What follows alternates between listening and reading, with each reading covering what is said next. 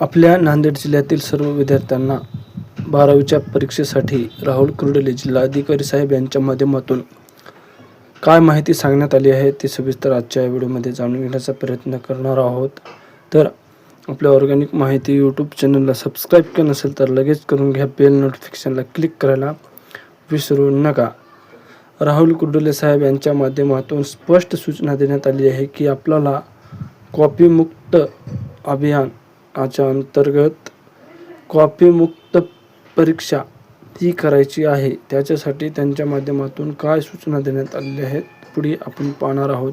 त्याच्यासाठी आपल्या ऑर्गॅनिक माहिती यूट्यूब चॅनलला सबस्क्राईब करायला विसरू नका आणि बेल नोटिफिकेशनला क्लिक करायला विसरू नका आणि हा व्हिडिओ होता होईल तेवढं शेअर करा. आणि सर्वांना नमस्कार. मी राहुल कुर्डले, जिल्हाधिकारी नांदेड.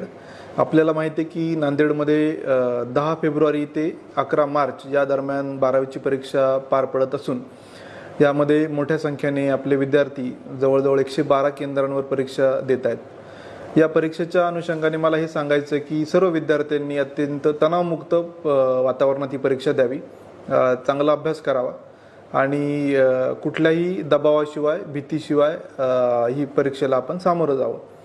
तथापि या सर्वांना माझं हे सांगणं आहे की कुठल्याही प्रकारची कॉपी आपण या परीक्षेसाठी करू नये.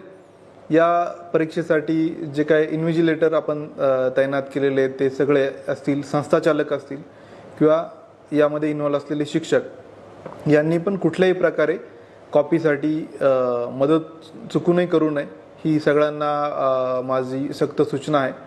या परीक्षेच्या प्रक्रियेसाठी आम्ही मोठ्या प्रमाणावर आमचे सर्व अधिकारी नियुक्त केलेले आहेत. त्यामध्ये ॲडिशनल कलेक्टरपासून आमच्या मंडल अधिकारी तलाठ्यापर्यंत सर्व पथक आमचे ग्राउंडवर असणार आहे. मी SP साहेब आणि जिल्हा परिषद मुख्य कार्यकारी CO हे पण जे आमच्याकडं जे डिफिकल्ट सेंटर आहे किंवा ज्या ठिकाणी गैरप्रकाराची शक्यता आहे अशा ठिकाणी स्वतः आम्ही हजर असणार असून बैठक पथक याचे केंद्र संचालक आणि त्या सगळ्यांची मोठी जबाबदारी आहे. त्याच्यामुळे कुठल्याही स्तरावर हलगर्जीपणा झाल्यास कठोर कारवाई करण्यात येईल हीच सगळ्यांना माझी सूचना आहे. आणि 100% आपण कॉपीमुक्त हे अभियान राबवणार आहोत. त्याचबरोबर यावेळेस आपण आपल्या झूम फॅसिलिटी थ्रू सर्व केंद्रांवर आपल्या नजर राहणार आहे. 2 कंट्रोल रूम आम्ही उभारलेले आहेत आणि या कंट्रोल रूममध्ये कुठल्याही केंद्रावर कुठली गडबड आढळल्यास किंवा केंद्राच्या बाहेर कुठली गर्दी असेल